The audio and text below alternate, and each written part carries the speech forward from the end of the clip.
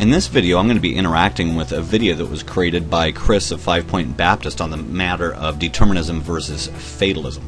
Now, Chris clearly takes exception to the charge of fatalism when it comes to Calvinism. As you may know, a lot of folks really do charge Calvinism with basically equaling fatalism. I was interested in seeing what he had to say about this because the reality of the matter is that that is a charge that I've made myself. I have pointed out many times that Calvinism really does equate to fatalism and that a person really can't sidestep that. So I was curious to see what Chris would say about this. And so what Chris does is this. First of all, he establishes the parameters of the discussion by calling upon definitions from various reference sources, be it dictionaries or encyclopedias or things like that. And you know what? I think that's fair enough. I have no problem with accepting those terms. Let's go ahead and see what dictionaries and other reference sources say about how fatalism is defined and how determinism is defined. So these are some of the definitions that he came up with and that he submitted. There were 5 in particular for fatalism. The first of which from the American Heritage Dictionary of the English Language, saying, "The doctrine that all things are predetermined by fate and are therefore unalterable. The philosophical doctrine according to which all events are fated to happen so that human beings cannot change their destinies. A doctrine that events are fixed in advance so that human beings are powerless to change them. The belief that people cannot change the way that events will happen and that events, especially bad ones, cannot be avoided. The doctrine that all events are subject to fate of inevitable necessity or determined in advance in such a way that human beings cannot change them." So those are the definitions that he submitted, and those are the definitions that are, by all means, they're acceptable to anybody that I'm familiar with.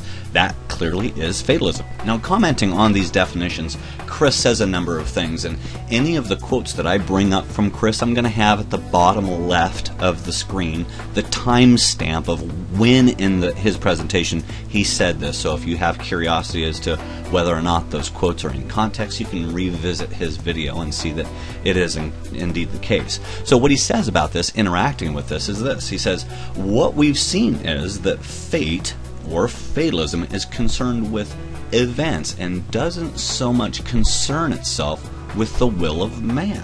Okay, so he's clarifying things a bit here. He says, here's what fatalism is. Fatalism is events. Okay, it doesn't concern itself with the will of man. That's very important there. And I'm going to bring this up a little bit later, because what he does is this. First of all, he clarifies what fatalism is, and then in clarifying or in attempting to clarify what it is, he says the following. He says, in other words, fatalism does not deny that man has free will, but rather what fatalism states is that specific events will take place or are fated regardless of the free will of man. In other words, there is nothing that the free will of man can do to stop or interrupt those events that are fated. Now hold on a second.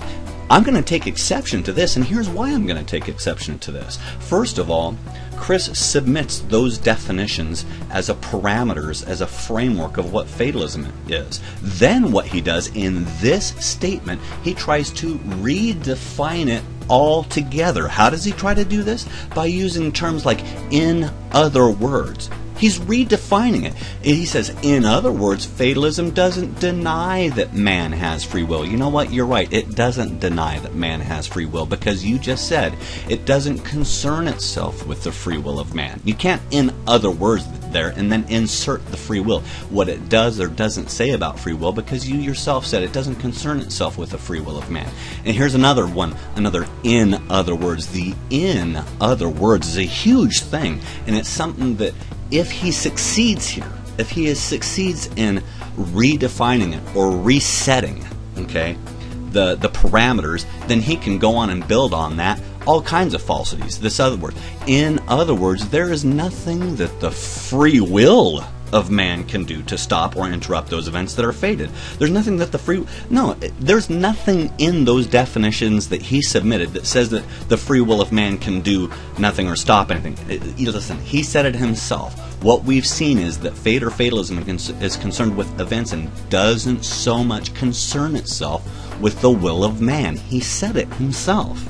So then, commenting on fatalism, those are the comments that he makes on fatalism. Now what he does is this. He goes to establish what determinism is. And he submits 5 definitions for determinism as well, from references and dictionaries. I'm not going to go over all 5 of them. If you're curious, you can see his video, but I'll just use one as an example, okay? And this is representative of many of the definitions. The doctrine or belief that everything, including every human act, is caused by something and that there is no real free will. Okay, fair enough. So now we're talking about actions. Commenting on that, he says, so what we've seen with determinism is that all things are determined. Unlike fatalism, all events are determined, all actions are determined, thus denying the free will of man. Determinism, unlike fatalism, is concerned with what we might call cause and effect, or as Calvinists usually explain it, the means by which God accomplishes something. So here's what we're saying. Fatalism is events, determinism is actions, or we could look at it this way. Fatalism equals all events. So it says all events are fated. Determinism is all events plus all actions. It's all together. Okay? He goes on and says fatalism deals specifically with events and does not necessarily include all events, and in fatalism it does not necessarily exclude the free will of man because it's not concerned with cause and effect. Thus, you can have the free will of man and still ultimately end up with fated events, whereas determinism says quite differently that even the causes are necessary for the effect or the means to an end, and likewise denies that man has free will. Okay, so what he just said there, is that the case? First of all, I'm going to bring this out. Does not necessarily include all events? Hold on a second, that's not fatalism. The definitions that Chris submitted said that all events are included. So that's a false statement right there. He was wrong right there according to the definitions that he himself submitted. Then he goes on and he says this statement again, not necessarily exclude the free will of man. Again, the free will of man isn't brought up in fatalism. You can't keep inserting the free will of man and saying that fatalism says this or that about the free will, because he himself said it doesn't concern itself with the will of man. So put quite simply, fatalism, as he said, fatalism is events, okay? Determinism is more actions, all right? Now what he goes on to say then is this. Now catch this. This is the flow of his argument. He goes on and he says, now that I've demonstrated that Calvinism is not fatalism, we have seen this clearly, he says. Now, hold on a second. Wait a minute. Am I missing something? I think I might have missed something. What was that? Oh yeah, it was the part where he clearly demonstrated that Calvinism is not fatalism. Heck, he didn't demonstrate that at all. Not only did he not demonstrate it, he didn't even address the issue. This he has not satisfactorily done. Not only does he fail to do that, but now he goes on to do something very bold. Oh, this is brass. This is just brass. This is amazing. He says, where does fatalism fit into theology, so to speak? Well, who's really promoting fatalism? As we've already seen, fatalism is concerned with events, usually big events. It's not concerned with the free will of man. You can have free will, the events will still be fated and guaranteed to take place. Now, can you see what's messed up right there? First of all, fatalism is concerned with events, usually big ones? No, it's all events. Then he says, you can have free will? Yeah, you can have free will, but you can have not free will either. Once again, it doesn't address itself with free will. So then he goes on and says, now that we understand what fatalism is, who's really fatalistic? It's my understanding that the free will theology philosophy that's found amongst Pelagians, the Arminians, and everyone in between, they all promote free will, and they likewise promote the idea that God's ultimate plans, or as we might call them, events, are going to take place. And he gives some examples, okay? Things like things that are going to happen, the return of Christ, things like that. Okay, they claim that despite their free will, God's ultimate purposes will stand and will come to pass. That sounds quite a bit like fatalism. Oh, does it? Does that sound like fatalism? Now, hold on a second. Look at this here. God's ultimate plans, or as we might call them, events, are going to take place. Yeah, we believe that, but you know what? Calvinists believe that too, don't they? The difference is this. Calvinist believes that everything is already fated and is going to happen, and that there isn't anything that people can do about it. Arminians or non-Calvinists, they don't necessarily believe that, okay? So how about if we do this? Let's just keep this really, really simple. Who's fatalistic and who's not? Let's take a look at this. Which of the following do Calvinists believe? First of all, let's look at this. All events are determined in advance. True or false? True. The Calvinists believe that. Okay, these events, they're unalterable. Do Calvinists believe that? Yes, they do. Check that. True. Human beings are powerless to change these events. Do Calvinists believe that? Yes, they do. Check that. That's true. Human beings cannot change their destinies. Do Calvinists believe that? Check. Yep, they believe that. Okay, now non-Calvinists, okay, or Arminians, what do they believe? Do they believe that all events are determined in advance? False. They don't believe that. Okay. These events, they're unalterable. Do they believe that? False. No. They don't believe that. Human beings are powerless to change these events. Do they believe that? No, they don't believe that. Human beings cannot change their destinies? Nope, they don't believe that either. So listen, who believes what? Who's fatalist here?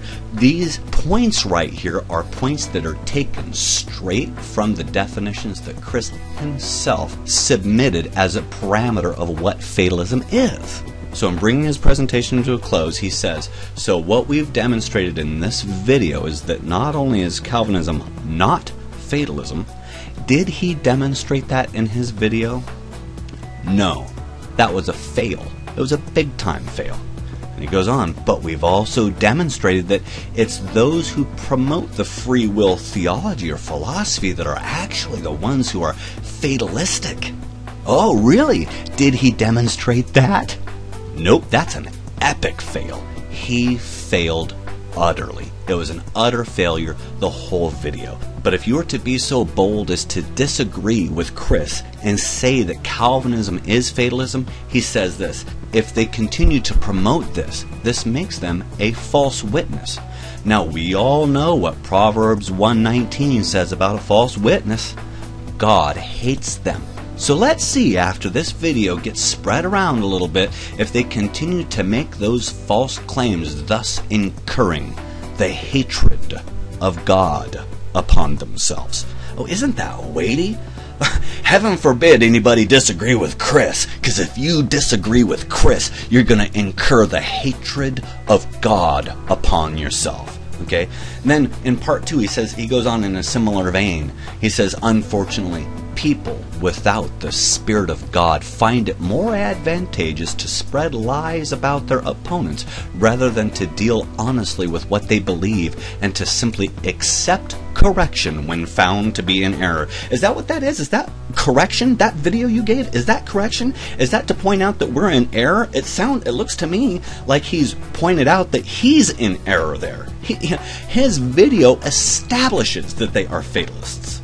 He goes on and he says, if presented with the facts and they refuse correction and continue to vomit their lie, they only demonstrate themselves to be without the Spirit of God. So let it be known, if you disagree with what Chris has said in that video, you're without the Spirit of God. I'm just glad that's not the case. Hey, listen, Chris and I, we disagree on this, okay? We disagree on a lot of things, but I'm not going to be so bold as to say that Chris is without the Spirit of God. Hey, you know what? Let's lighten up a little bit here. Let's grant each other some grace, all right?